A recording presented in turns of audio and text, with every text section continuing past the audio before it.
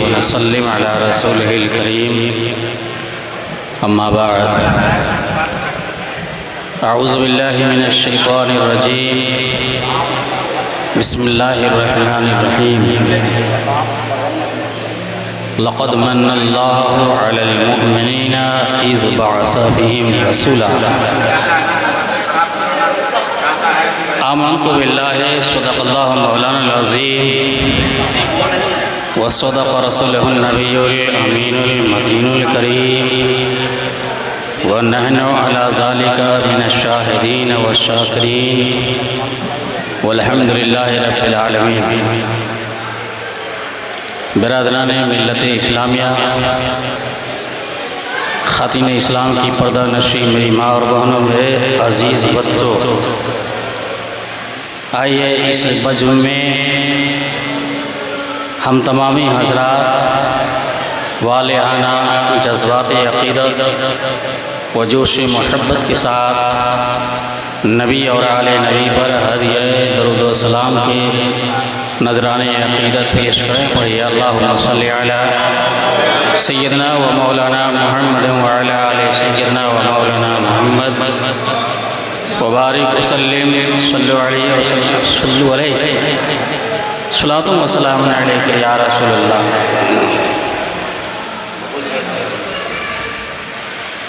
आवाज़ हो बुलंद दरूद व सलाम की महफिल है यारो, सीरत खैरुल अनाम की अल्लाह का वजीफ़ा है और कुदसियों का भी क्या शान है रसूल अलैहिस्सलाम की। सुना है आप हर आशिक के घर तशरीफ़ लाते हैं, सुना है आप हर आशिक के घर तशरीफ़ लाते हैं, मेरा भी हो जाए घर चिरागा या रसूल अल्लाह। बिरादरान मिल्लत इस्लामिया, इस शब में जिसमें हम और आप जो शब बदारी कर रहे हैं और इज्तिमाई तौर पर इकट्ठे बैठ कर के ईद मिलादुन नबी सल्लल्लाहु ताला अलैहि वसल्लम मना रहे हैं। ईद मिलादुन नबी का माना है नबी सल्लल्लाहु ताला अलैहि वसल्लम की पैदाइश की खुशी। नबी की पैदाइश की खुशी में हम और आप ये जश्न मना रहे हैं, बैठे हैं नबी की सीरत को सुनने के लिए। उलमाए किराम, मुक़र्रिरीन, खतीब व वाइज़ीन और अय्याम में और दिनों में मुख्तलिफ उन्वानात पर रोशनी डालते हैं, मुख्तलिफ अक़साम की आप तक़रीरें सुनते हैं दिनियात के बारे में। लेकिन आज की जो शब है, ख़ासकर प्यारे नबी जनाबी मोहम्मद रसूलुल्लाह सल्लल्लाहु ताला अलैहि वसल्लम की पैदाइश के बारे में ये सुनने के लिए यही गर्ज गायत है और लोग सुनने को बैठते हैं सरकार की सीरत तैयबा, सरकार दो आलम सल्लल्लाहु ताला अलैहि वसल्लम के सीरत के बारे में। सीरत निगारों ने, सीरत की किताब लिखने वालों ने बड़ी बड़ी लंबी दास्तान, बहुत मोटी मोटी किताबें लिख करके वो अपने दिल में सोचे कि मैं सरकार दो आलम सल्लल्लाहु ताला अलैहि वसल्लम के सीरत के ऊपर बहुत कुछ लिखा। जब गौर किया उस पर तो कहता है कि समंदर से एक ही कतरा है, समंदर से ये एक ही कतरा है। सरकार दो आलम सल्लल्लाहु ताला अलैहि वसल्लम की हमदो सताइश सरकार दो आलम की सना बयान करने वाले, सीरत बयान करने वाले, सरकार दो आलम सल्लल्लाहु अलैहि वसल्लम की तारीफ बयान करने वाले ने बहुत कुछ तारीफ बयान की जिंदगी में, बहुत कुछ, लेकिन जब गौर किया उस पर तो कहा कि कुछ भी नहीं, समंदर का एक ही कतरा हुआ है। जो हुजूर सल्लल्लाहु ताला अलैहि वसल्लम की सीरत को मैं क्या बयान करूं। हजरत शेख सादी शिराजी रहमतुल्लाह ताला अलैह सरकार दो आलम सल्लल्लाहु ताला अलैहि वसल्लम की शान में लिखते हैं कि वसफत कुनत सादिये ना तमाम, वसफत कुनत सादिये ना तमाम अलैका सलात है नबी सलाम। ये नाकिस सादी आपकी क्या तारीफ बयान करे, आप पे सलात सलाम हो, यानी ये कह रहे हैं कि मेरी क्या मजाल है कि मैं आपकी तारीफ को बयान कर सकूं। आपकी तारीफ को तो अल्लाह तबारक व तआला ही जो है बयान किया है, आपकी तारीफ को कोई बयान नहीं कर सकता है। और बुजुर्गों ने लिखा, क्या लिखा कि ला युमकिनु सना व कमा कान हक़हु बाद अज़ खुदा बुजुर्ग तो किस्सा मुख्तसर, यानी आपकी जो है हमदो सताइश बयान करना ये नामुमकिन है, ये हो नहीं सकता है। बस इतना ही कि खुदा के बाद अगर है नंबर तो आप ही का नंबर है। फिर आला हजरत इमाम कोई जरूरी इज्तिमाई तौर पर तो हम और आप करते ही है मिलाद, चाहे वो 10 मिनट का क्यों नहीं हो, चाहे वो 15 मिनट का क्यों नहीं हो। हुजूर सल्लल्लाहु अलैहि वसल्लम शान में कुछ पढ़ते थे और हुजूर पर जो है दरूद व सलाम भेजते थे अपने अपने घरों में। इसी क्या हो रहा है बढ़कर मेरा ईमान है कि हुजूर सल्लल्लाहु ताला अलैहि वसल्लम के करम नवाजी के ऊपर है किसी महफिल में तशरीफ लाना, किसी महफिल में तशरीफ लाना ये सरकार तो आलम सल्लल्लाहु ताला अलैहि वसल्लम करम नवाजी के ऊपर है। लेकिन इतना जरूर है अगर सरकार आए या ना आए ये उनकी करम नवाजी के ऊपर है, लेकिन सरकार तो आलम सल्लल्लाहु ताला अलैहि वसल्लम इसे मुलाहिजा फरमाते हैं, मुशाहिदा फरमाते हैं कि मेरे आशिकान मेरे लिए जो है महफिल सजाया है, रचाया है, उसको आप जो है वहीं से मुशाहिदा फरमाते हैं, वहीं से आप देखते हैं कि मेरे मानने वाले मेरे मोहब्बत में महफिल सजाया है। इस बात को तो यकीन रखिए, आना और ना आना ये सरकार के करम नवाजी के ऊपर है। तो ये इश्क में अब सुनिए, सरकार तो आलम सल्लल्लाहु ताला अलैहि वसल्लम कब पैदा हुए, ये तो टाइम तो है आप लिखिएगा 10 से लेकर 15 मिनट का तखसीस कर दिया गया है ना। 10 से 15 मिनट के अंदर में इसको खत्म कर देना है। तो सरकार दो आलम सल्लल्लाहु ताला अलैहि वसल्लम कैसे दौर में पैदा हुए इसको कम से कम ख्याल रखिए। सरकार ऐसे दौर में पैदा हुए कि बराए नाम इंसान था। बराए नाम क्या था? बराए नाम इंसान था, लेकिन काम क्या था? हैवानियत थी उसकी, ये हैवानियत थी उसकी। इंसान नाम का था, वो काम का हैवान था, वो इंसान नहीं था। ऐसे बुरे जो है रस्म रिवाज शरायत कर गई थी इसमें, और ऐसा फैल गया था कि शायर ने लिखा है जहां तारीख था बुत गदह था, सख्त काला था, कोई पर्दे से क्या निकला कि घर घर में उजाला था। कुफ्र की तारीखियों में, कुफ्र की तारीखियों में ऐसा वो पड़ा हुआ था, ऐसा अंधेरा में कि सूझता ही नहीं था उसको कि मेरा खालिक और मालिक कौन है, खालिक और मालिक कौन है।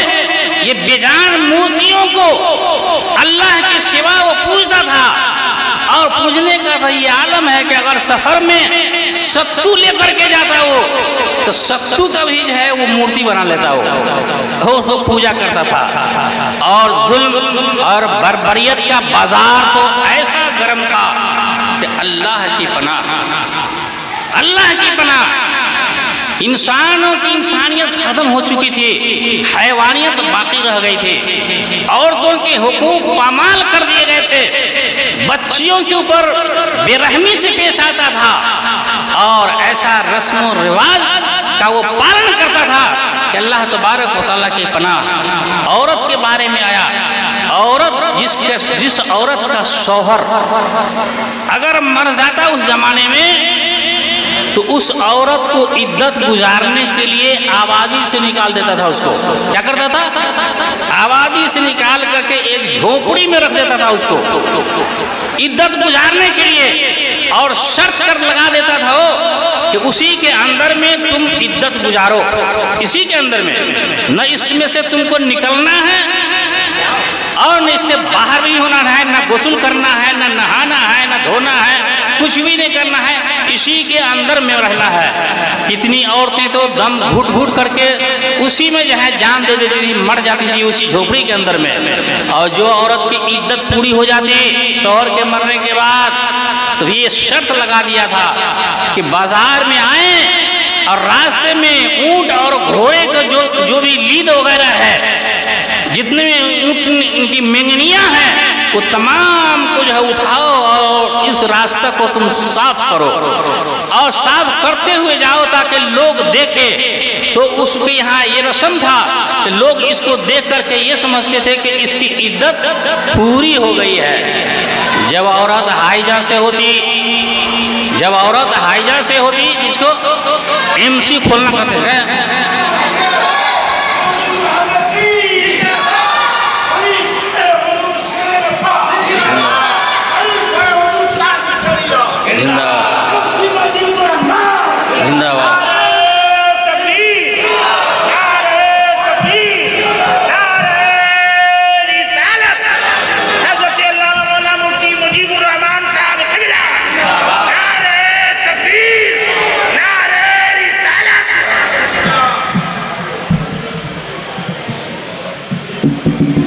आवाज़ को साफ करने का आवाज़ बहुत ही है।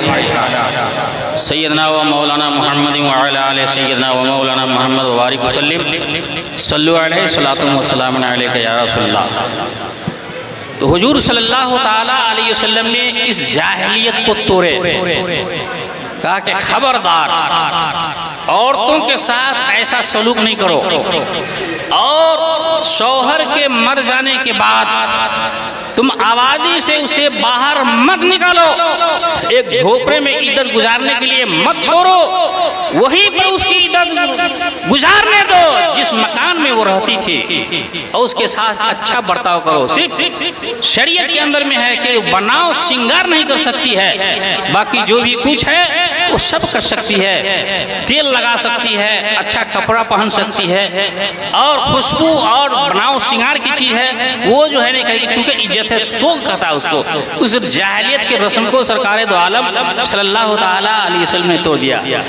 जो औरत हाइजा से हो जाती इसको एमसी खुलता, तो अब तो है छठुआ बरुआ जैसे होता है कोई, वो छठुआ बरुआ की तरह से औरत को किनारा कर देता था, उसको न अपने बर्तन में उसको खाना खाने देता था और न इस लायक समझता था कि घर में रहे, उसको भी अलग कर देता होगा, खाना खाओ अलग, तुम नहीं सकती हो। लेकिन सरकार ने इस रस्म को तोड़ा, और हजरत आयशा सिद्दीक़ा जो उम्महातुल मोमिनीन रदियल्लाहु ताला अन्हा में से एक है, हुजूर सल्लल्लाहु ताला अलैहि वसल्लम की चहेती बीबी हजरत आयशा सिद्दीक़ा रदियल्लाहु ताला अन्हा जब हाइजा होती तो सरकार अपने साथ उसको खाना खिलाते थे, और जिस गोश्त के बूटी में वो दांत लगाती उसी में सरकार दांत भी लगाते थे। इस रस्म को सरकार दो आलम सल्लल्लाहु अलैहि वसल्लम ने खत्म करवा दिए।